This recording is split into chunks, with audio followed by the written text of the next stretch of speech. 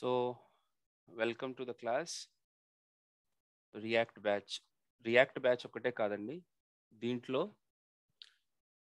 ఒక కాన్సెప్ట్ ఏంటంటే రియాక్ట్కి కానీ యాంగులర్కి కానీ 60% సేమ్. ఓకే, అంటే హెచ్టిఎంఎల్ కానీ సిఎస్ఎస్ కానీ బూట్ స్ట్రాప్ కానీ లేకపోతే జావా స్క్రిప్ట్ కానీ, ఓకే, ES6 అని అంటారు అది కూడా, as well as type script. ఇవన్నీ కామన్ మనకి, అంటే ఇవన్నీ ఓకే. సో ఫస్ట్ అవన్నీ కవర్ చేసేసుకుంటాం. ఎవరైనా యాంగులర్ వాళ్ళైనా సరే ఈ బ్యాచ్లోనే కంటిన్యూ అవ్వచ్చు, that is not a problem. ఎప్పుడైతే మనకి ఈ కాన్సెప్ట్స్ అన్నీ అయిపోతాయో దాని తర్వాత మనము angular batch separate, react batch separate. React batch 7 to 8 ఉంటుంది, యాంగులర్ బ్యాచ్ 8 to 9 ఉంటుంది. ఓకే, సో అది ప్లాన్ అన్నమాట. ఏమవుతుందంటే నేను ఒకటే టాపిక్ని 100 సార్లు రిపీటెడ్గా చెప్తున్నాను, నాకు కూడా ఇంట్రెస్ట్ పోతుంది. సో అందుకని ఏం చేశానంటే క్లబ్ చేసేసాం, కామన్ టాపిక్స్ అన్నీ ఒకటేసారి చెప్పేసి సపరేట్గా చేసేస్తాం. రియాక్ట్ బ్యాచ్ సపరేట్గా, దానికి సపరేట్గా. అప్పుడు ఏంటంటే నేను ఎక్కువ టైం మీకు జావా స్క్రిప్ట్ మీద స్పెండ్ చేయడానికి బాగుంటుంది. ఓకే, ఇప్పుడు ఈవినింగ్ అదే రకంగా నేను 6 to 7 బ్యాచ్ని కంటిన్యూ చేస్తున్నాను. దాంట్లో కూడా జావా స్క్రిప్ట్, యాంగులర్, రియాక్ట్ ఇద్దరు స్టూడెంట్స్ ఉంటారు. కామన్ టాపిక్స్ అన్నీ ముందు చెప్పేస్తాము, చెప్పేసిన తర్వాత 6 to 7 యాంగులర్, అక్కడ 7 to 8 రియాక్ట్. అలాగా మేము పెట్టుకున్నాం అన్నమాట. That is the first clarity I want to give. So Angular నేర్చుకోవాలనుకున్న వాళ్ళు కూడా దీంట్లోనే మీరు నేర్చుకోవచ్చు. Is point clear? Yeah. Second point, మనము ఏమేమి నేర్చుకుంటాం. సో ఓవరాల్గా ఫ్లో తర్వాత, ఫ్లో కంటే ముందు మనం ఏమేమి నేర్చుకుంటాం అనేది ముందు చూద్దాం. ఎవరైతే కంప్లీట్గా కంప్యూటర్ సైన్స్కే ఫ్రెషర్ అయితే ఉన్నారో వాళ్ళకి కొద్దిగా ఈ టర్మ్స్ అన్నీ కొత్తగా ఉంటాయి, కానీ నేను చెప్పాలి కదా, కాబట్టి నేను చెప్తూ పోతూ ఉంటాను, కంగారు పడకండి, ఇవన్నీ నాకు తెలియదు కదా అని. ఫస్ట్ HTML, CSS,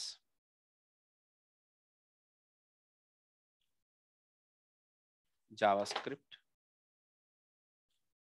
తర్వాత బూట్ స్ట్రాప్. ఇవి దెన్ జావా స్క్రిప్ట్లోనే ES6 అని ఇంకొక కాన్సెప్ట్ ఉంది. ES6, 7, 8 ఇవేంటి అని చెప్తాను ఇప్పుడు జస్ట్. తర్వాత మీకు టైప్ స్క్రిప్ట్, ఇది యాంగులర్కి రియాక్ట్కి ఇద్దరికి అవసరం. ఇప్పుడు what is the best part of our training అని అన్నారు అనుకోండి, one of the best practice ఏంటంటే టైప్ స్క్రిప్ట్లో మనం రియాక్ట్ నేర్చుకుంటాం. Most of the video tutorials కానీ బయట ఎవరైనా నేర్పించే వాళ్ళందరూ కూడా టైప్ స్క్రిప్ట్లో చేయించట్లేదు, వాళ్ళు ప్యూర్ జావా స్క్రిప్ట్లో చేపిస్తున్నారు. నేను కూడా మీ బ్యాచ్ RB13, యా, RB13 అంటే రియాక్ట్ బ్యాచ్ 13 అనమాట. ఇప్పుడు మీరు చేసేది RB11 వరకు నేను జావా స్క్రిప్ట్లోనే చెప్పాను, కానీ కంపెనీలో ఎక్కువగా టైప్ స్క్రిప్ట్ తోటి చేపిస్తున్నారు. అక్కడికి వెళ్ళిన తర్వాత మీకు కొత్తగా ఉండకూడదు.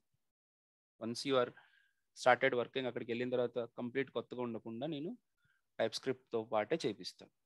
ఓకే, రెండోది, నెక్స్ట్ టైప్ స్క్రిప్ట్ తర్వాత సపరేట్ అయిపోతాయి, ఇవి కామన్ టాపిక్స్.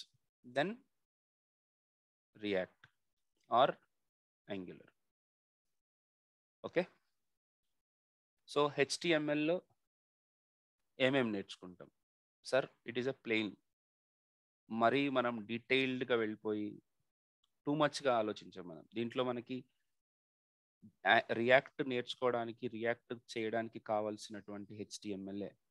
ఓకే, కొన్ని కాన్సెప్ట్స్ ఉన్నాయి, లైక్ సెమాంటిక్ ఎలిమెంట్స్ అని, తర్వాత క్యాన్వాస్ అని, SVGలు అని. ఇవన్నీ వన్స్ మీరు ఒక 2-3 years ఎక్స్పీరియన్స్ వచ్చిన తర్వాతనే మీకు ఇస్తారు. ఒకవేళ మీరు దాంట్లోకి వెళ్ళినా మీరు చాలా ఇబ్బంది పడతారు, ఆ లాజిక్లు రాయడం కొద్దిగా కష్టం, high level programming.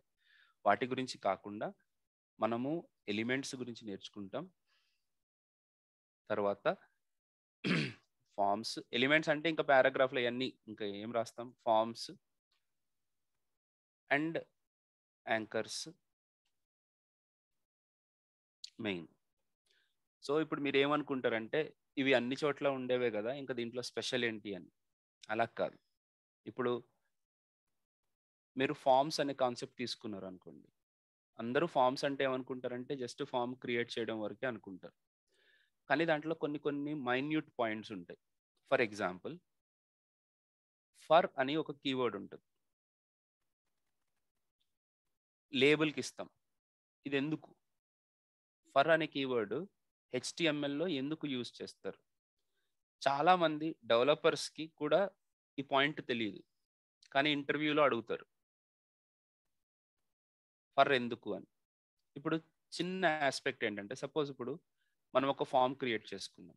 Form create చేసుకున్న తర్వాత టెక్స్ట్ బాక్స్ మీద క్లిక్ చేస్తేనే ఫోకస్ ఆ టెక్స్ట్ బాక్స్ మీదకి వెళ్తుంది. దాని పక్కనే లేబుల్ ఉంటుంది కదా, ఫామ్కి ముందు. ఇప్పుడు ఫస్ట్ నేమ్ ఎంటర్ చేయాలనుకోండి, ఫస్ట్ ఆ ఫామ్ ఎలిమెంట్కి ముందు ఫస్ట్ నేమ్ అని లేబుల్ ఉంటుంది కదా, దాని మీద క్లిక్ చేసినా సరే మనము ఈ ఎలిమెంట్లోకి రావాలన్నమాట. అలా చేయాలంటే ఫర్ అనేది అవసరం. అంటే ఎక్స్ట్రా పాయింట్స్ చెప్తున్నాను నేను. ఇన్పుట్ ఎలిమెంట్స్ ఏంటి ఇవన్నీ ఓకే, లీవ్ ఇట్. అవి కాకుండా ఇంకేమేం మాట్లాడుకుంటాం. తర్వాత మీకు వ్యాలిడేషన్స్. వ్యాలిడేషన్ అంటే ఏంటి? ఇప్పుడు ఒక టెక్స్ట్ బాక్స్ తీసుకుని దాంట్లో కరెక్ట్ డేటా ఎంటర్ చేసామా లేదా అనేది ఆటోమేటిక్గా వ్యాలిడేట్ చేయాలి. బేసిక్గా వ్యాలిడేషన్స్ కోసం మనము జావా స్క్రిప్ట్ రాసుకుంటాం, లేదా యాంగులర్ రాసుకుంటాం, లేదా రియాక్ట్లో రాసుకుంటాం జనరల్గా. కానీ బేసిక్ వ్యాలిడేషన్స్ ఇక్కడ కూడా రాసుకోవచ్చు. ఇవి HTML5 వ్యాలిడేషన్స్ అన్నమాట. రిక్వైర్డ్ ఒక్కటే కాదు, మ్యాక్స్ లెంగ్త్, మిన్ లెంగ్త్, ప్యాటర్న్ అని ఒకటి ఉంటుంది. ప్యాటర్న్ ఇవన్నీ ఎలా వాడతారు, వాటికి మనం ఎలా రాయాలి? పాస్వర్డ్కి ఒక ప్యాటర్న్ పెట్టాలి. అంటే మినిమం 8 క్యారెక్టర్స్ ఉండాలి, ఒక అప్పర్ కేస్ ఉండాలి, ఒక లోవర్ కేస్ ఉండాలి. అలాంటి ప్యాటర్న్స్ ఎలా రాస్తారు? అవి కూడా ఇక్కడ డిస్కస్ చేయడం జరుగుతుంది HTMLలో. అంటే HTML అంటే బేసిక్ చెప్పేసి చప్పట్లు కొట్టించడం కాదు నా పని. దాని గురించి కూడా డీటెయిల్డ్గా తెలుసుకోవాలి. చిన్న చిన్న ఆస్పెక్ట్స్ ఏమున్నా సరే తెలుసుకోవాలి మీరు. ఓకే, నాకు సాధ్యమైనంత వరకు నేను చెప్తాను. సాధ్యమైనంత వరకు చెప్పడం కాదు, మనము డీప్గా తెలుసుకుంటూ ఉండాలి. ప్యారలల్గా ఓవర్ రైట్ కాకూడదు. ఇప్పుడు ఎక్కువ చెప్పేసి అన్ని కాన్సెప్ట్స్ క్లమ్జీ అయిపోయినాయి అనుకోండి, మీకు కూడా గుర్తుపెట్టుకోవడానికి కానీ క్లారిటీ తెచ్చుకోవడానికి కానీ కష్టం అవుతుంది. ఇవి రెండింటిని బ్యాలెన్స్ చేసుకోవడానికి చేయాలి. అండ్ మూడోది, టైం ఎక్కువ పట్టేస్తుంది. నేను అట్లా డీటెయిల్డ్గా ఒక్కొక్క పాయింట్ చెప్పుకుంటూ పోతే చాలా టైం పడుతుంది. అంటే 6 months అయిపోతుంది, అంత పెద్ద కోర్స్ ఇది. సో అండ్ స్పీడ్ అయిపోతుంది మళ్ళీ. సో నేను అది బ్యాలెన్స్ చేసుకుంటూ చేస్తూ ఉంటాను. మీరు కూడా, మీకు డాక్యుమెంటేషన్ ఇస్తాను, మీకు వీడియోస్ ఇస్తాను, ఎక్స్ట్రా వీడియోస్. అవి కూడా చదవాలి, రైట్? అవి కూడా వినాలి. ఓకే, వ్యాలిడేషన్స్ అయిపోయిన తర్వాత కొన్ని మెయిన్ అట్రిబ్యూట్స్ ఉంటాయి. అంటే ఏంటి? మెథడ్ అనే ఒక అట్రిబ్యూట్ ఉంటుంది.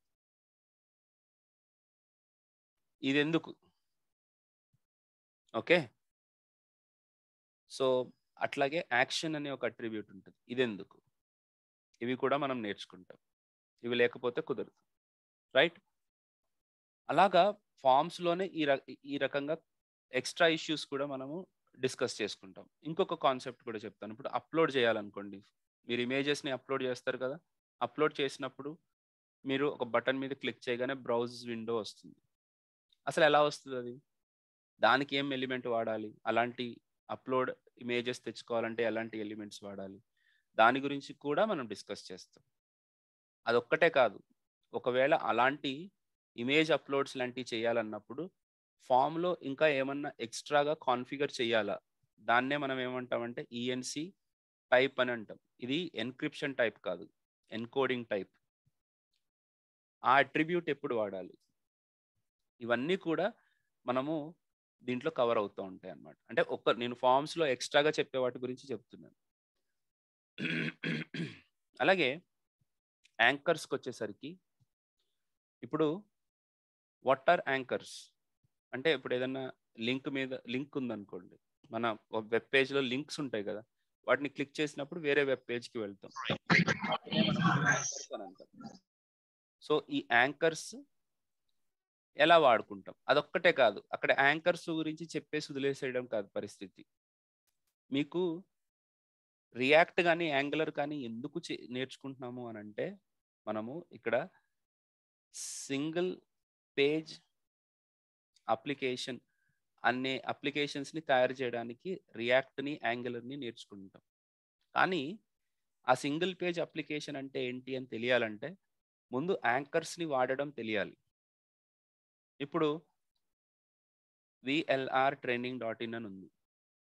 మీరు ఎప్పుడైనా చూసారా ఈ website? This is our website, please go through this. ఇప్పుడు మన కోర్సెస్ ఏమున్నాయని మనం కనుక క్లిక్ చేస్తే మనకు ఇంకొక పేజ్ లోడ్ అవుతుంది. ఇప్పుడు మీకు కనపడేది ఎట్లా కనపడుతుంది అంటే ఇది రీలోడ్ అంటే పైన ఉన్న హెడర్, ఈ లింక్లు అన్నీ ఉన్న హెడర్, దీన్ని హెడర్ అంటాం, పైన ఉన్న ట్యాబ్, అది రీలోడ్ అయినట్టు కానీ అది మారినట్టు కనపట్లేదు, కానీ యాక్చువల్గా మారింది. ఇది సింగిల్ పేజ్ అప్లికేషన్ కాదు, ఇది స్టాటిక్ వెబ్సైట్. SEO పర్పస్ ఇలాగే చేయాల్సి వస్తుంది మాకు. ఓకే, దీన్ని నేను యాంకర్స్ చెప్పేటప్పుడే మీకు చెప్పేస్తాను. అంటే సింగిల్ పేజ్ అంటే ఎట్లా ఉంటుంది, మనము విజువల్గా చూసేటప్పుడు అది సింగిల్గా పేజ్గానే కనపడుతుంది, కానీ అది సింగిల్ పేజ్ కాదు. ఆ రోజు చెప్తున్నప్పుడు మీకు ఓన్లీ 10% అర్థమవుతుంది, కానీ నా టార్గెట్ కూడా 10%. మీకు 90% అర్థమైపోవాలనేది టార్గెట్ కాదు. ఆ టైంలో రియాక్ట్ కంప్లీట్ అయిపోయిన తర్వాత కానీ యాంగులర్ కంప్లీట్ అయిన తర్వాత కానీ మీకు యాక్చువల్ ఫీలింగ్ వస్తుంది. రియాక్ట్లో యాంగులర్లో రౌటింగ్ అని ఒక కాన్సెప్ట్ ఉంటుంది. ఆ కాన్సెప్ట్ చెప్పేటప్పుడు మీకు సింగిల్ పేజ్ అంటే ఏంటంటే అర్థమవుతుంది. ఓకే, కాకపోతే స్టార్టింగ్ ఎక్కడ చేయాలి, మీకు యాంకర్ ట్యాగ్స్ చెప్పినప్పుడే స్టార్టింగ్ చేయాలి. ఆ రకంగా మనం డీటెయిల్డ్గా నేర్చుకుంటాం వీటన్నిటి గురించి. Okay, don't worry. అండ్ ఇప్పుడు నేను మాట్లాడింది కొద్దిగా హై లెవెల్గా మాట్లాడుతున్నాను, కానీ ఫ్రెషర్స్ భయపడాల్సిన పని లేదు. నేను చెప్పేటప్పుడు ఏ లెవెల్లో నుంచి చెప్తానంటే,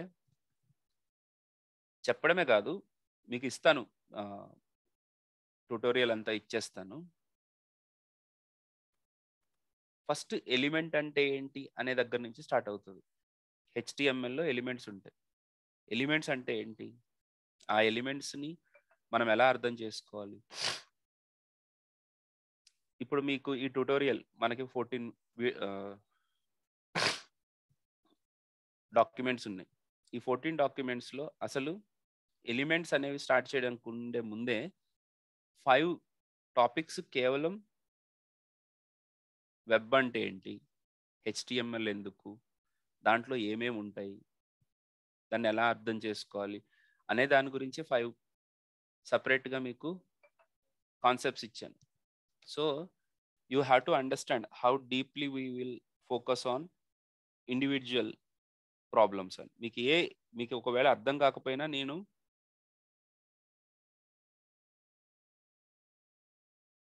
డీప్గా వెళ్ళి కూడా చెప్పడానికి రెడీ, కాకపోతే మీరు చదవాల్సింది. నెక్స్ట్ ఇవి HTMLకి సంబంధించింది. తర్వాత సిఎస్ఎస్లో మీకు it will be like selectors అని ఉంటాయి. ఓకే, సెలెక్టర్స్ అని అంటే ఏంటి అంటే ఇప్పుడు ఒక ఇప్పుడు మనం ఒక వెబ్ పేజ్ ఒక వర్డ్ డాక్యుమెంట్ తయారు చేసుకున్నాం. I hope every one knows what is word document are Google word. Okay, దాంట్లో ఒక పర్టికులర్ కంటెంట్ని ఇటాలిక్ స్టైల్లో పెట్టాలనుకోండి, మీరు ఏం చేస్తారు, స్టెప్స్ చెప్పాలి. ఫస్ట్ ఆ కంటెంట్ని సెలెక్ట్ చేస్తారు, తర్వాత ఐ అని బటన్ మీద ప్రెస్ చేస్తారు కదా. ఆ సెలెక్ట్ చేయాలి కదా, అంటే మీరు ఏదన్నా స్టైల్ అప్లై చేయాలంటే ముందు దాన్ని సెలెక్ట్ చేయాలి. ఆ సెలెక్షన్స్ 3 స్టేజ్లు ఉంటాయి మనకి. Basic selectors, advanced selectors, pro selectors. చాలా అంటే ఇవేమి యూనివర్సల్ కీవర్డ్స్ కాదు, అన్ని సెలెక్టర్స్ అని అంటాం. బేసిక్ సెలెక్టర్స్ అంటే ఏంటంటే element, class, ID, element. Advanced selectors అంటే ఏంటి అని అంటే కాంబినేషన్స్ ఎలా ఉంటాయి. ఒక ఎలిమెంట్ పక్కన ఇంకొక ఎలిమెంట్ పెట్టాం, ఒక సెలెక్టర్ పక్కన స్పేస్ ఇచ్చి ఇంకొక సెలెక్టర్ పెట్టాం, అప్పుడు ఏం జరుగుతుంది, దాన్ని కాంబినేటర్స్ అని అంటారు. రైట్, దాని తర్వాత ఇంకా సెలెక్టర్స్ ఉంటాయి. అవేంటి అని అంటే అట్రిబ్యూట్స్ అని, అట్రిబ్యూట్స్ బేస్ చేసుకుని ఇలాగ రకరకాలుగా సెలెక్షన్స్ చేసుకోవచ్చు. అవన్నీ ఎలా చేస్తారనేది కూడా ఇక్కడ మీకు చూపిస్తాను. తర్వాత లేఅవుట్. లేఅవుట్ అంటే ఏంటి? ఇప్పుడు మనం రకరకాల వెబ్సైట్స్ని, రకరకాల లేఅవుట్స్ని చూస్తూ ఉంటాం. ఆ లేఅవుట్స్ ఎలా క్రియేట్ చేస్తారు?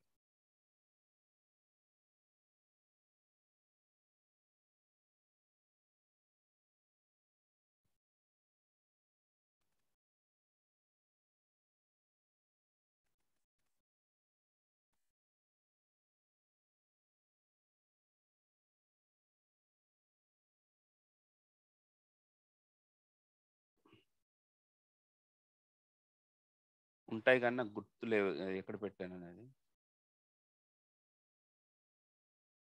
ఇప్పుడు ఇది ఒక లేఅవుట్ అమ్మా, ఇది ఇంకొక లేఅవుట్, ఇది ఇంకొక లేఅవుట్. ఇలాగా రకరకాల లేఅవుట్స్ని ఎలా క్రియేట్ చేస్తారు? దీంట్లో లేఅవుట్స్లో మనకి ఏమేమి అవసరం అవుతాయి? లేఅవుట్స్లో ఏమేమి అవసరం అవుతాయి? ఇన్లైన్ బ్లాక్ ఎలిమెంట్స్ ఏంటి, తర్వాత బాక్స్ మోడల్ ఏంటి, తర్వాత ఫ్లోట్ ఎందుకు ఉపయోగపడుతుంది, తర్వాత ఫ్లెక్స్ బాక్సెస్ ఎలాగ ఉపయోగపడతాయి, తర్వాత గ్రిడ్ ఎలాగో యూజ్ అవుతుంది, తర్వాత పొజిషన్స్ని యూజ్ చేసి ఎలా చేస్తాం. ఇవి లేఅవుట్స్కి సంబంధించి. దీని తర్వాత మనము కొద్దిగా యానిమేషన్, కొద్దిగానే, నేను యానిమేషన్ లోపలికి వెళ్తే మీకు కంప్లీట్గా వేరే లెవెల్ చూపించాలి, అది కష్టం. మన concentration React, not styling. So యానిమేషన్స్లో transitions, transformations, key frame animations, ఇది ఒక టాపిక్. ఓకే, ఇవి పూర్తిగా అర్థం కాకపోవచ్చు. ఇప్పుడు మీరు ఒక మౌస్ ఇట్లా పెట్టారనుకోండి, కలర్ చేంజ్ అవుతుంది. ఎంతసేపటికి చేంజ్ అవుతుంది? ఇమ్మీడియట్గా చేంజ్ అయిపోతుందా, లేకపోతే 1 సెకండ్ తీసుకుంటుందా అలా చేంజ్ అవ్వడానికి? ఆ ట్రాన్స్ఫర్మేషన్ ఎంత టైం పడుతుంది? ఒక మౌస్ మూవ్ చేయగానే ఆ ఇమేజ్ సైజ్ పెరుగుతుంది. దానికి ఇమ్మీడియట్గా పెరిగిపోతే దాని ఫీల్ ఉండదు. దాన్ని కొద్దిగా మెల్లగా పెరుగుతుంటే, స్లో మోషన్లో పెరుగుతుంటే అప్పుడు బాగుంటుంది. అవన్నీ చేయడానికి మనకి ట్రాన్సిషన్స్, ట్రాన్స్ఫర్మేషన్స్, కీ ఫ్రేమ్స్ అవసరం అవుతాయి. దీని తర్వాత రెస్పాన్సివ్నెస్. రెస్పాన్సివ్నెస్ గురించి కూడా డిస్కస్ చేస్తాం. What is responsiveness? మన వెబ్సైట్ని పెద్ద స్క్రీన్స్, అంటే రకరకాల స్క్రీన్స్లో చూసినప్పుడు మనకి డిఫరెంట్ ఫీల్ రావాలి. ఇప్పుడు నేను ఒక వెబ్సైట్ని, ఇప్పుడు ఇదే వెబ్సైట్ని నేను మొబైల్లో చూశాను అనుకోండి, మీకు ఇంత పెద్ద వెబ్సైట్ మొబైల్లో అలాగే చూపించేస్తే చిన్నగా అయిపోతుంది, రైట్? అట్లా కాకుండా మొబైల్కి తగ్గట్టుగా కూడా మనం డిజైన్ చేసుకోవచ్చు అనమాట. అంటే మొబైల్లో చూసినప్పుడు ఒక స్టైలింగ్ అప్లై అవ్వాలి, డెస్క్టాప్లో చూసినప్పుడు ఒక స్టైలింగ్ అప్లై అవ్వాలి. ఈ మధ్య టీవీలో కూడా చూస్తున్నారు, టీవీలో చూసినప్పుడు ఒక స్టైల్ అప్లై అవ్వాలి. ఈ మధ్య ట్యాబ్స్ ఉన్నాయి, ట్యాబ్స్ కూడా చాలా ఫేమస్ కదా, దాంట్లో చూసినప్పుడు మనకి ఒక సపరేట్ స్టైల్ అప్లై అవ్వాలి. ఇలాగా మనకి డిఫరెంట్ డిఫరెంట్ టైమ్స్లో డిఫరెంట్ స్టైల్స్ ఎలాగ అప్లై చేయాలి అనేది కూడా మనం డిస్కస్ చేస్తాం. ఇది సిఎస్ఎస్కి సంబంధించి. Okay, next comes our hero. Tom cruise అనుకోండి, విల్ స్మిత్ అనుకోండి, మహేష్ బాబు అనుకోండి, ప్రభాస్ అనుకోండి, పవన్ అనుకోండి, ఎవరన్నా అనుకోండి, ఈయనే hero. Is none other than JavaScript. Okay, so ఇక్కడ నేను ఒక వెరీ ఇంపార్టెంట్ పాయింట్ చెప్పాలి. నేను చెప్పిన దాంతో రియాక్ట్ అయిపోతుందా? అంటే నేనేం చెప్తే అదే రియాక్టా? ఇంకా దాని మీద ఇంకా రియాక్ట్ లేదా? ఉంటుంది. నేను చెప్పిందే యాంగులరా? దాని మీద ఇంకా యాంగులర్ లేదా? పోనీ ఇంకా రాదా? వస్తుంది కదా. కానీ ఆ టైంలో మీరు నేర్చుకోవాలంటే మీకు కావాల్సింది ఏంటి? ఇప్పుడు ఏదైనా కొత్త ఫీచర్ వచ్చినా, ఏదైనా కొత్తది వచ్చినా మళ్ళీ నాకు ఫోన్ చేసి మళ్ళీ ఇంకొకసారి నేర్చుకోవాలనుకుంటున్నాను సార్, ఎంత కట్టమంటారని అడుగుతారే అండి. తప్పు కదా అది. Very bad, very bad. So మీరు ఓన్గా నేర్చుకోవాలంటే మీరు ఏం చేయాలి? మీరు ఎక్కడ మిస్ అవుతారు? ఒక బ్లాగ్ చదువుతాం. బ్లాగ్ అంటే ఏదో వెబ్సైట్లో ఒక పర్టికులర్ ఆస్పెక్ట్ గురించి చదువుతాం. దాంట్లో ఇంగ్లీష్లో వర్డ్స్ అన్నీ మనకు తెలిసినవే ఉంటాయి, కానీ అర్థం కాదు. అంతే కదా. ఏంది ప్రాబ్లము అని అంటే, చిన్న చిన్న విషయాల మీద మీకు క్లారిటీ లేకపోవడం, అవి ఎందుకు వాడుతున్నాము అనే దాని మీద కూడా క్లారిటీ లేకపోవడం. అసలు నా బెస్ట్ అంతా మీరు ఇక్కడే చూస్తారు. ఇప్పుడు ఫర్ ఎగ్జాంపుల్ వేరియబుల్ అని ఉంది. వేరియబుల్ అంటే ఏంటి? వేరియబుల్ని ఎందుకు వాడాలి? వేరియబుల్ క్రియేట్ చేయడం ద్వారా ఏం జరుగుతుంది అనేది ఫస్ట్ మనం తెలుసుకోవాలి. అది తెలుసుకున్న తర్వాత వేరియబుల్ ఎక్కడ పెడతాం, దాన్ని ఎలాగ యూస్ చేస్తాం అనేది కూడా తెలుసుకోవాలి. దీనికంటే ముందు డేటా అంటే ఏంటి, లిటరల్ అంటే ఏంటి అనేది కూడా తెలుసుకోవాలి. ఓకే, ఇప్పటి వరకు చదివిందంతా ఒక లెక్క, ఈ 3 నెలలు చదివేదంతా ఒక లెక్క. మేబీ ప్రభాస్ చెప్తే ఇంకా మీకు ఎఫెక్టివ్గా ఉంటుందేమో. పిలిపిద్దాం. కానీ అల్టిమేట్గా మీకు అర్థం కావాల్సిన ఎఫెక్ట్ అయితే అదే. ఇన్ని రోజులు ఒక 10-15 వర్డ్స్ని గుర్తుపెట్టేసుకుని ఎగ్జామ్స్ రాసేసి చప్పట్లు కొట్టేసి వచ్చేసాం. పాస్ అయిపోయాం, ఫస్ట్ క్లాస్లో వచ్చేసినాయి, డిస్టింక్షన్లు వచ్చేసినాయి. కానీ అది ఎందుకు ఉపయోగపడట్లేదు అని అంటే ఓన్లీ వన్ రీజన్, మనం దాన్ని డీప్గా తెలుసుకోలేదు. ఇప్పుడు నేను పేపర్ మీద రాసేవే ఇన్ని కీవర్డ్స్ ఉన్నాయి. ఓకే, దీని లోపలికి వెళ్తే ఇంకెన్ని ఉంటాయి ఆలోచించుకోండి. ప్రతి కీవర్డ్కి మీనింగ్ తెలుసుకోవాల్సిన అవసరం ఉంది.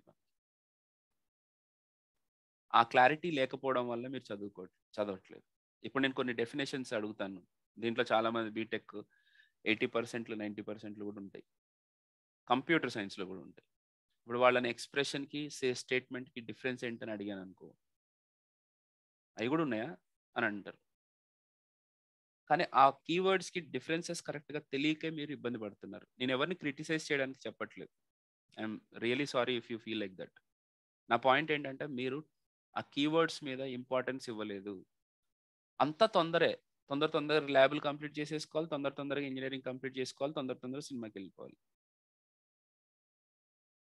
కొద్దిగా నిదానంగా చదివి అర్థం చేసుకోవాల్సిన పని ఉంది. కానీ అవన్నీ అర్థం కావాలంటే మీకు కేవలం నేను చెప్పేది ఒకటే కాదు, మీరు కూర్చుని ఐన్స్టీన్ లాగా ఆలోచించాలి. వేరియబుల్ ఎందుకు, వేరియబుల్ చేయడం వల్ల, అలా చేయడం వల్ల ఏమవుతుంది. నా ఎగ్జాంపుల్స్ ఎలా ఉంటాయంటే, కాఫీ పెట్టుకోవాలనుకోండి. కాఫీ పెట్టుకోవాలంటే మనకు కావాల్సింది ఏంటి? Milk, coffee powder, sugar. ఇవి 3 ఉంటే సరిపోతుందా? కాదు. ఇంకా గ్యాస్ కావాలి. అచ్చా, గ్యాస్ ఉంది, కాఫీ ఉంది, ఇవి ఉన్నాయి. సరిపోతుందా? బౌల్ బౌల్ కావాలి. సో అవి డేటా, అంటే ఆ ముడి పదార్థం అంటారు కదా, మెటీరియల్, అది డేటా. దాన్ని మనము ఎక్కడైనా ప్లేస్ చేసుకోకపోతే దాన్ని వాడలేము. కొద్దిగా పాలు వేసుకుని, కొద్దిగా చక్కెర వేసుకుని, కొద్దిగా కాఫీ పౌడర్ నోట్లో వేసుకుని అనేసి తాగేస్తామేమి? అట్లా కాదు కదా. అట్లా చేయడం వల్ల మనకి ఏం కాఫీ రాదు కదా. సో ఆబ్వియస్గా డేటాకి వేరియబుల్కి ఏంటి డిఫరెన్స్ అని అంటే, డేటా అంటే మెటీరియల్, యువర్ కంటెంట్. వేరియబుల్ అంటే the location or the place where you are holding that data. నేను ఆ లెవెల్ నుంచే తీసుకొస్తాను మిమ్మల్ని. ఇప్పుడు మీకు ఇవి ఉంటే సరిపోదు. గ్యాస్ ఉంది, స్టవ్ ఉంది, అగ్గిపెట్టు ఉంది, అన్నీ ఉన్నాయి. కానీ వీటన్నిటిని కలపాలి కదా. ఎప్పుడు కలపాలి? చాలా రకాలుగా చేయొచ్చు కదా. ఫస్టే కాఫీ పౌడరు, చక్కెర అన్ని దాంట్లో వేసేసి కరుగు అంటే బాగుంటుందా? ముందు పాలు మరగాలి, ఫస్ట్ పాలు మరగాలి అనేది ఫస్ట్ తెలుసుకోవాలి. తర్వాత షుగర్ వేయాలో ఏదో, అంటే మన కాఫీ పెడితే మీరు తాగలేరులే కానీ. సో దానికి ఒక టైం ఉంటుంది కదా, ఏది ఎప్పుడు చేయాలనేది. ఆ కలపడాన్నే ఆపరేటర్స్ అని అంటాం. ప్లస్ అనేది ఒక ఆపరేటర్ ఏం చేస్తుంది, అది రెండింటిని కలుపుతుంది. ఇక్కడ ఎవరు ఆపరేట్ చేస్తున్నారంటే మనిషే దాన్ని రెండింటిని ఆపరేట్ చేస్తున్నారు. ఓకే, టీ పెట్టుకున్నప్పుడు సబ్స్ట్రాక్షన్ చేయాల్సి ఉంటుంది. చాయ్ పత్తం తీసేయాలి కదా. సో పైనుంచి పోస్తే ఓన్లీ కిందకి చాయ్ మాత్రమే వస్తుంది, చాయ్ పత్తి బయటకు పడేస్తాం. దాన్ని సబ్స్ట్రాక్షన్ అంటారు. అలాగ మల్టిప్లికేషన్, డివిజన్లు కూడా ఉంటాయి. నాకు ఇంకా ఎగ్జాంపుల్స్ లేవు, ఈ రెండింటికి అయితే ఎగ్జాంపుల్స్ ఉన్నాయి. ఓకే, సో ఇలాగా మీకు ప్రతిదీ అక్కడే తెలుసుకోవాలి. ఆ ఫ్లోకి మాత్రం నాకు ఆ టైంలో నేను ఆ ఫ్లో చెప్తున్న టైంలో ఒక క్వెషన్ మాత్రం ఎప్పుడు నన్ను అడగండి. కోర్స్ ఎప్పుడు కంప్లీట్ అవుతుంది సార్ అని. ఎందుకంటే నేను చెప్పేదే ఒక ఎమోషన్‌తో చెప్తాను. ఎందుకంటే అది అందరికీ అర్థం కావాలని. ఆ టైంలో ఇలా చెప్పుకుంటూ పోతే కోర్స్ కంప్లీట్ అవుతదా అని అంటే మాత్రం ఇమ్మీడియేట్‌గా డబ్బులిచ్చి పంపించేస్తా నేను. నేను చెప్పేది నా బ్యాచ్‌లో ఉండే వాళ్ళందరూ ఫ్రెషర్స్, తెలియని వాళ్ళు వీళ్ళే ఉంటారు. అట్లా ఓన్లీ పైన తెలుసుకోవాలనుకుంటే సాటర్‌డే, సండే క్లాసులుంటాయి సెపరేట్‌గా. వాటిలో నా ఎక్స్‌ట్రీమ్స్ చూస్తారు. ఓకే. మీరు మాత్రం అట్లాంటి ధైర్యాలు చేయకండి. I'm not saying any bad word. But ఒక ఎమోషన్ తోటి ఎళ్తా ఉంటాం గదా! ఇలా చెప్పాలి, అలా చేయాలి, అలా ఇమాజిన్ చేపిచ్చాలి అని. ఆ టైంలో మాత్రం ఆ క్వెషన్ ఒద్దు. లాస్ట్‌లో అడగండి. ఓకే. So, anyways. సో, అలాగా ఎక్స్‌ప్రెషన్స్, వేరియబుల్స్ వాటన్నిటి గురించి మనము డిస్కస్ చేస్తాం. దీని తర్వాత ఒస్తది అస్సలైన ఒక ఇంపార్టెంట్ ఫేజ్. ముందు నేనిక్కడ రాస్తున్నాను. ఏంటేంటది? వేరియబుల్స్, డిక్లరేషన్,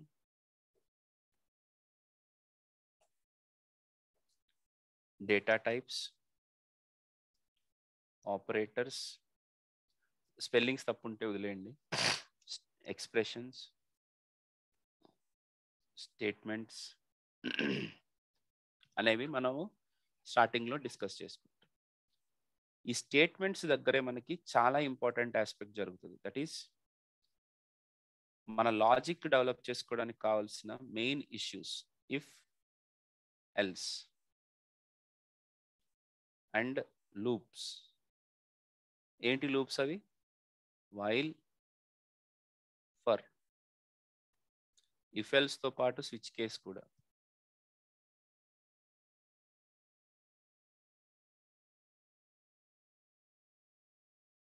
ఇవి చేసేటప్పుడు మీరు ఒక 2, 3 డేస్ ఆగిపోతారు. ఆగిపోవడం అంటే అన్నీ స్తంభిస్తాయి. ఒక ఒక 100 ఎక్స్‌పెరిమెంట్స్ చేయాలి మీరు. 100 వర్క్స్ చేయాలి. 100 అసైన్‌మెంట్స్ చేయాలి మీరు. లక్ష్మణ్ చాలా రోజుల నుంచి చూస్తున్నాడు. వాళ్ళందరూ అవి చేయడం వల్లే గదా! ఈరోజు కోడ్ రాస్తున్నారు. ఇప్పుడు నిన్న గూడా మన స్టూడెంట్ ఒక అబ్బాయి ప్లేస్ అయ్యాడు. ఆ అబ్బాయిని ఏమడిగారు? మొత్ జావా స్క్రిప్ట్‌లో మన ప్రోగ్రామ్స్‌నే అడిగారు ఆళ్ళకి. లాజిక్ చెప్పు అని. Now he is settled. Swapping of 2 numbers, reverse of a number, ఆహ్, పాలిండ్రోమ్, పాలిండ్రోమ్. సో, మన వర్క్ అలా ఉపయోగపడుతుంది మీకు. బేసిక్‌గా మీకు కావాల్సింది ఇవే. ఇవి చేయకపోతే మొత్తం అంతా బిస్కెట్టే.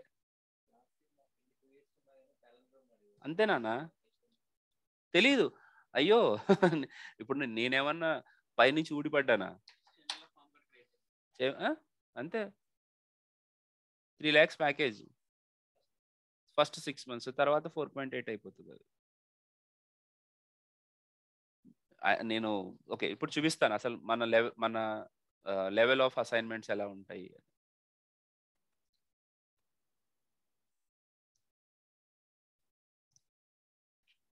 ఇదంతా ఒక కంటిన్యూయస్ ప్రాసెస్ నాన్న. ఇదేదో ఒక రోజులో కంప్లీట్‌గా మనకన్నీ అయిపోవు.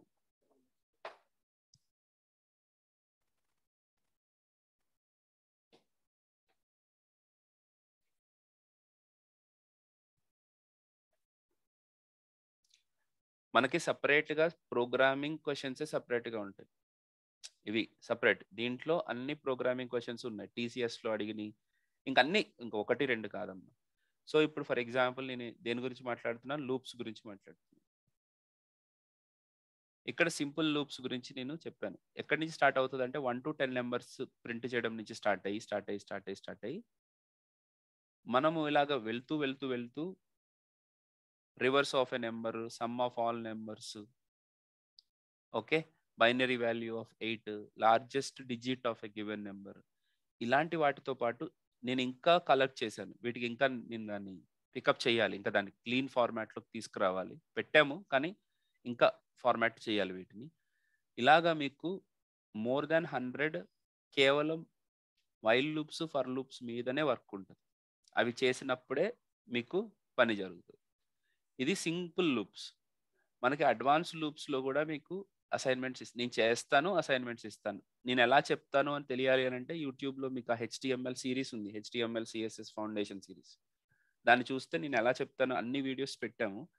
ప్రాక్టికల్ జావా స్క్రిప్ట్ అని చెప్పేసి ఇంకొక సిరీస్ రిలీజ్ చేస్తున్నాను. ఫౌండేషన్ ఫ్రీగా ఇచ్చేస్తాను నేను, నాకే ప్రాబ్లం లేదు. ప్రతి ఒక్కళ్ళు నేర్చుకోవాలనుకుంటే ఫౌండేషన్ నేర్చుకోండి. తర్వాత అడ్వాన్సెస్ అంతా కూడా పెయిడ్. ఓకే, సో ఇలాంటి సిరీస్లు కూడా మీరు చేయాలి.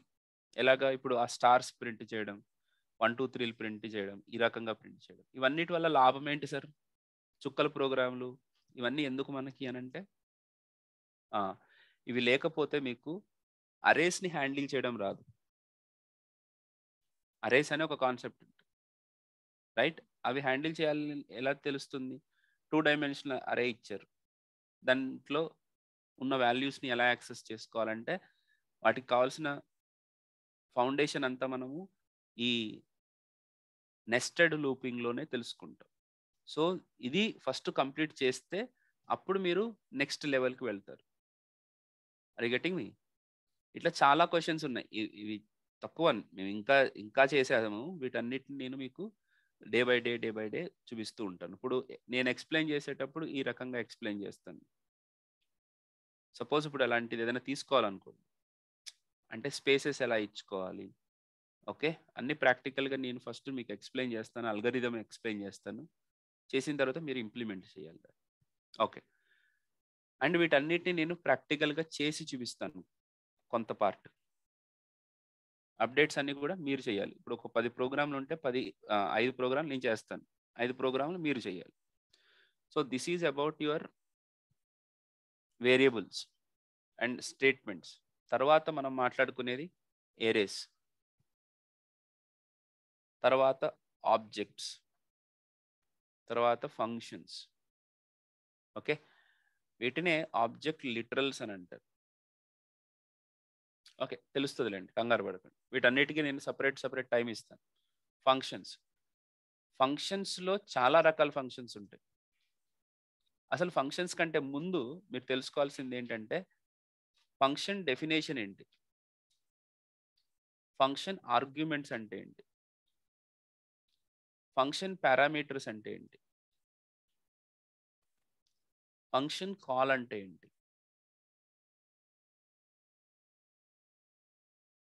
కాల్ బై వాల్యూ అంటే ఏంటి, కాల్ బై రెఫరెన్స్ అంటే ఏంటి, ఫంక్షన్ ప్రోటోటైప్ ఆర్ డిక్లరేషన్ అంటే ఏంటి, ఇవి ఫస్ట్ తెలుసుకోవాలి. దాని తర్వాత టైప్స్, ఏమేం టైప్స్, ఒకవేళ మీరు కొద్దిగా రీసెర్చ్ చేసి ఉంటే మీరు చూసుంటారు. లైక్ ఫంక్షన్ ఎక్స్ప్రెషన్స్ అంటారు. ఫంక్షన్ ఎక్స్ప్రెషన్కి ఫంక్షన్ డిక్లరేషన్కి డిఫరెన్స్ ఏంటి అనేది మోస్ట్ ఇంపార్టెంట్ ఇంటర్వ్యూ క్వశ్చన్. మనం లైవ్లో చూడాలి దాన్ని. దీనివల్ల అడ్వాంటేజెస్ ఏంటి, దానివల్ల అడ్వాంటేజెస్ ఏంటి, ఇవన్నీ కూడా మనము డెఫినెట్గా డిస్కస్ చేయాలి. Function expressions, immediately invoked function expressions అంటే self executable functions, anonymous functions అంటే ఏంటి, పేర్లు ఉండవు దానికి అనానిమస్ ఫంక్షన్స్, అవి ఎందుకు? Yeah definitely sir, generators iterators కూడా. అనానిమస్ ఫంక్షన్స్ అంటే ఏంటి, కాల్ బ్యాక్ ఫంక్షన్స్ అంటే ఏంటి,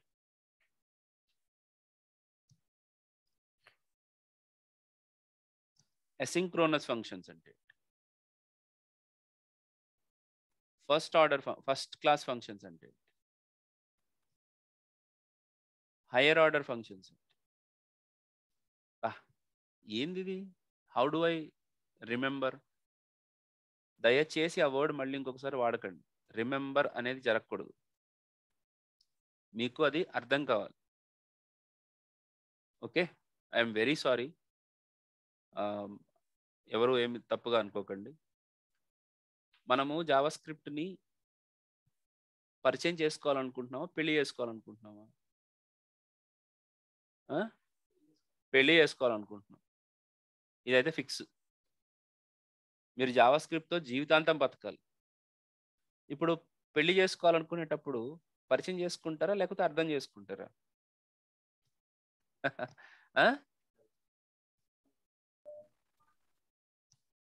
ఓన్లీ పరిచయాలు ఉంటే కష్టం సార్. ఓకే. సో అర్థం చేసుకోవాలి సార్. కంప్లీట్‌గా అర్థం చేసుకోవాలి మీరు. రైట్? సో అర్థం అంటే గుర్తుపెట్టుకుంటారా? ఆ! తిను నా వైఫ్. తిను నా హస్బెండ్ అని గుర్తుపెట్టుకుంటారా ఏంది? ఆ! ఈ అబ్బాయి మా అబ్బాయే. ఆ! రైట్. ఇట్లా ఉంటే ఇంక అట్లాగే ఉంటది పరిస్థితి. Or else you understand. You feel. You experience. ప్రతీదీ చేసినప్పుడే కదా మీకు దాని మీద దట్ ఈస్ వాట్ కాల్డ్ పెళ్లి.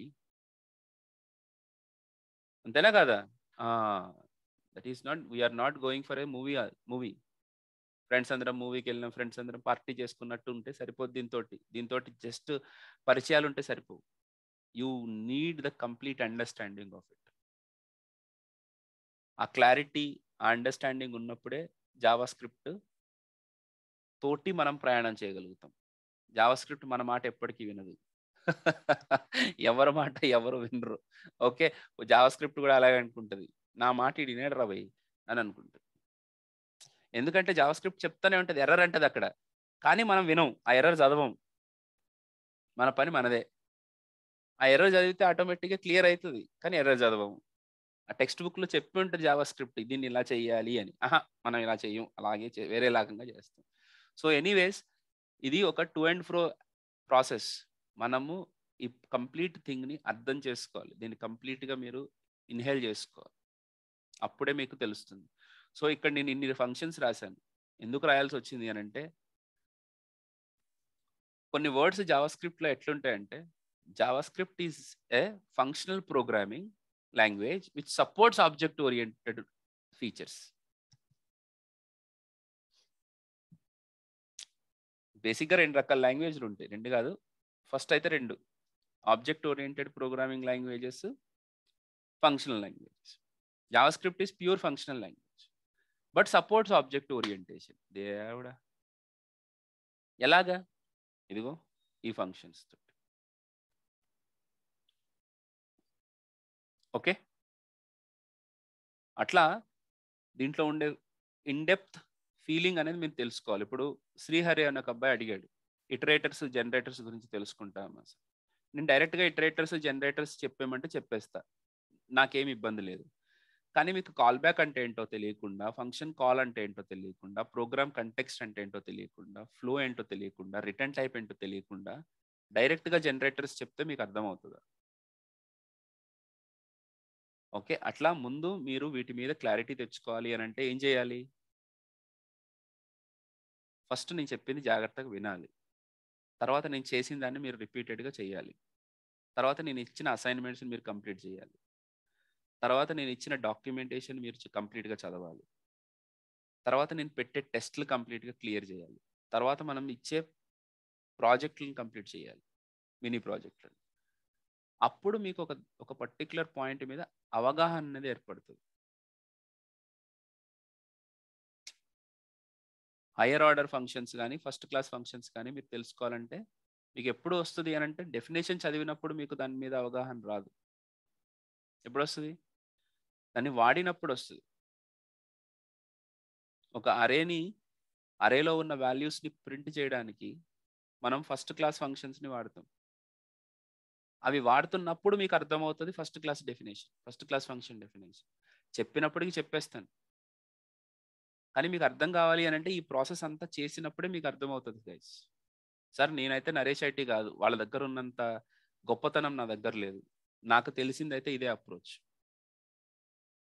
ఏం సార్ బయటైతే నెల రోజుల్లో కంప్లీట్ చేస్తారు. మీరేం సార్ ఇంత ఇంత టైం తీసుకుంటారంటే నాకు తెలీదు భయ్యా అది. వాళ్ళు ఎట్లా చేస్తున్నారో నాకు తెలీదు. I am not a traditional teacher. I am a very bad teacher. I know that. ఆయన ఎట్లా ఇట్లా అంటుండు చూసినావా? I am not a good teacher. కానీ నాకు ప్రొసీజర్ తెలుసు. నేనెలా అర్థం చేసుకున్నాననేది నేను అదే ప్రొసీజర్‌ని అందరితోటి ఫాలో చేపిస్తాను. సో, ఓవరాల్‌గా ఇవన్నీ మనం తెలుసుకోవాలి. ఇది తెలుసుకుంటే సరిపోదు. స్కోప్ అంటే ఏంటి? What is scope? ఆ! ఒక వేరియబుల్‌ని ఫంక్షన్ బయట డిక్లేర్ చేసినప్పుడు, ఆ వేరియబుల్ వాల్యూస్ ఎలా మారతాయి? అదే ఒక ఫంక్షన్ లోపల డిక్లేర్ చేసినప్పుడు పరిస్థితి ఏంటి? ఫంక్షన్ కనుక ఏదైనా ఫంక్షన్ని రిటర్న్ చేస్తే ఆ ఫంక్షన్‌కి, ఆ వేరియబుల్స్‌కి ఉండే సంబంధం ఎలా ఉంటది? వా! కదా! ఆ! అన్ని కాంబినేషన్స్ చూసినప్పుడే మీకు స్కోప్ అంటే అర్థమవుతది. స్కోప్‌లో రకరకాల స్కోప్స్ ఉంటాయి. లెక్సికల్ స్కోప్ అని, బ్లాక్ స్కోప్ అని, గ్లోబల్ స్కోప్ అని, క్లోజర్ స్కోప్ అని. వీటన్నిటికి డిఫరెన్సెస్ ఇప్పుడు నేను రాయడం అంటే కూర్చుంటే మొత్తం టెక్స్ట్ బుక్ రాయాలి నేనక్కడ. ఓవరాల్‌గా థిస్ ఈస్ అబౌట్ స్కోప్. అంటే ఓన్లీ ఫంక్షన్స్ అంటే ఫంక్షన్స్ కాదు. It is not about functions. Function అంటే కేవలం ఫంక్షన్ రాసేసుకుంటే సరిపోదమ్మా. ఫంక్షన్ అంటే ఇది అని చెప్పేసి నేనెళ్ళిపోతే సరిపోదు. మొత్తం ఇవన్నీ మీరు తెలుసుకున్నప్పుడే మీకు అర్థమవుతుంది. తర్వాత ఈ functions object oriented principles, programming కాదు. ప్రిన్సిపల్స్‌ని ఎలా ఫాలో చేస్తుంది? అంటే కన్‌స్ట్రక్టర్ ఫంక్షన్స్ అని ఉంటాయి. మళ్ళీ ఇంకో ఫంక్షనా? ఆ! ఉంది మరి. కన్‌స్ట్రక్టర్ ఫంక్షన్స్ అని ఉంటాయి. వాటికి మనం ఆబ్జెక్ట్స్‌ని క్రియేట్ చేస్తాం. వాటినే ఇన్‌స్టెన్సెస్ అంటారు. ఈ ఇన్‌స్టెన్సెస్ ఎలా క్రియేట్ చేస్తాం? దీని ద్వారా మనము ఎన్‌క్యాప్సులేషన్,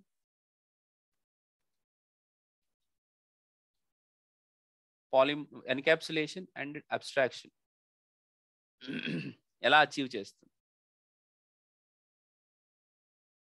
పాలిమార్ఫిజం కూడా ఉంటది. But that's a different aspect. దీంతో పాటు ప్రోటోటైప్ అంటే ఏంటి?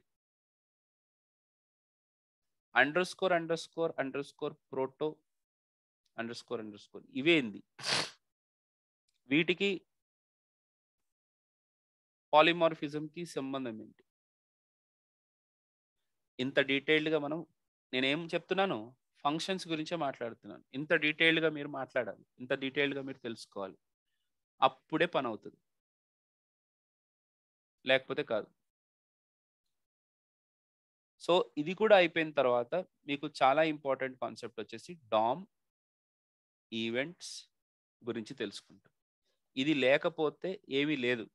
JavaScript is nothing. నేను ఎక్స్‌ప్లెయిన్ చేస్తాను. డామ్స్, ఈవెంట్స్ కావాలనుకుంటే మీరు జావాస్క్రిప్ట్ ఫౌండేషన్ వీడియోస్‌లో డామ్ గురించి, ఈవెంట్స్ గురించి ఈ రోజే చూడండి.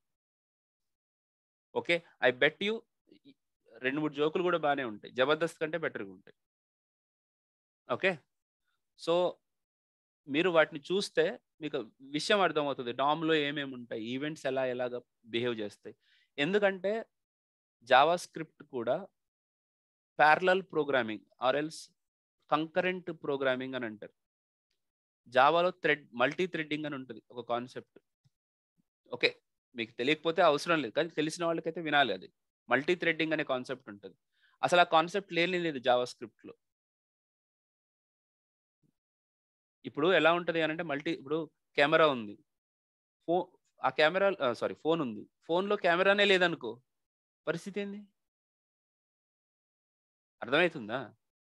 అట్లా ఒక లాంగ్వేజ్ అంత బాగా పాపులర్ అయిన తర్వాత దాంట్లో ఈ కంకరెంట్ ప్రోగ్రామింగ్ అనేది అంటే ఒకటేసారి మల్టిపుల్ వర్క్స్‌ని చేసుకోగలగడం. అన్నం, కూర, పప్పు, చారు అన్నీ వండాలి మనం. వండాలంటే నా దగ్గర ఒకటే బర్నర్ ఉన్నదనుకో, ఒకటే స్టవ్ ఒక చిన్న స్టవ్‌లో ఒకటే దాన్నేమంటారు? బర్నరే అంటారు గదా! ఒకటే ఉంటే అన్నం అయిన తర్వాతనే కూర. కూర అయిన తర్వాతనే పప్పు. మరిప్పుడు నా దగ్గర 4 బర్నర్‌లున్నాయి. అయినా సరే నేను ఒకటే బర్నర్ మీద అన్నం అయిన తర్వాతనే కూర వండుతానంటే ఎట్లా కుదురుతది? పారలెల్‌గా చెయ్యాలి గదా! అప్పుడే గదా తొందరగా కంప్లీట్ అవుతది. నువ్వు తొందరగా ఆఫీస్‌కొస్తావు. Yes or no? సో, ఎలా చేస్తావు దాన్ని? ఆ! దానికోసం జావా స్క్రిప్ట్ థ్రెడ్డింగ్ అనే కాన్సెప్ట్‌ని యూజ్ చేస్తుంది. Multi threading. Java Java multi threading use చేస్తది. JavaScript event based mechanisms. Asynchronous events అని అంటారు. అసింక్రోనస్ ఫంక్షన్స్ ఇవన్నీ తోటి చేస్తాం.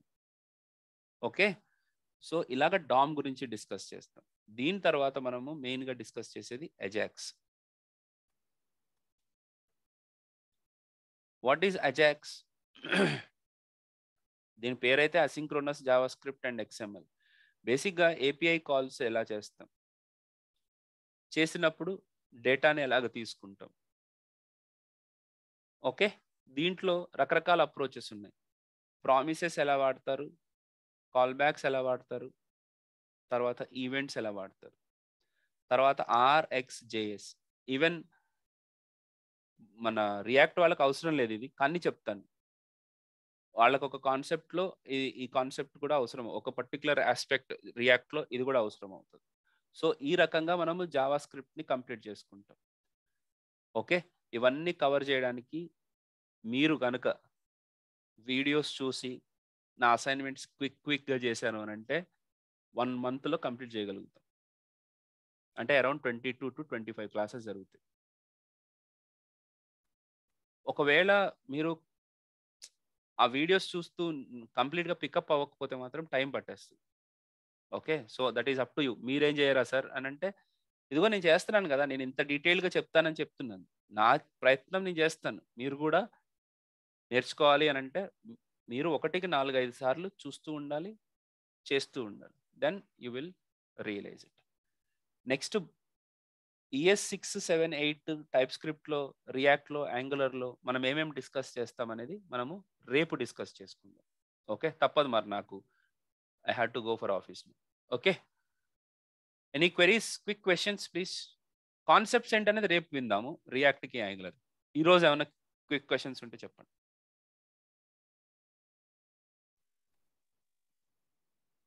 రేపు ఏమన్నా తెలుసుకుని రావాలా సార్ మేము ఇప్పుడు?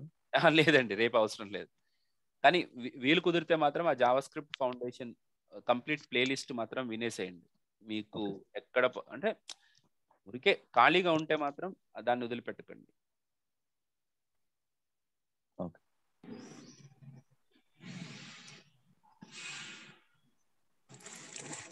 ఇదిగోండి, Java script foundation in Telugu అని కొడితే మన వీడియోస్ వస్తాయి. ఈ కంప్లీట్ ప్లేలిస్ట్ ని మీరు వినడానికి ట్రై చేయండి.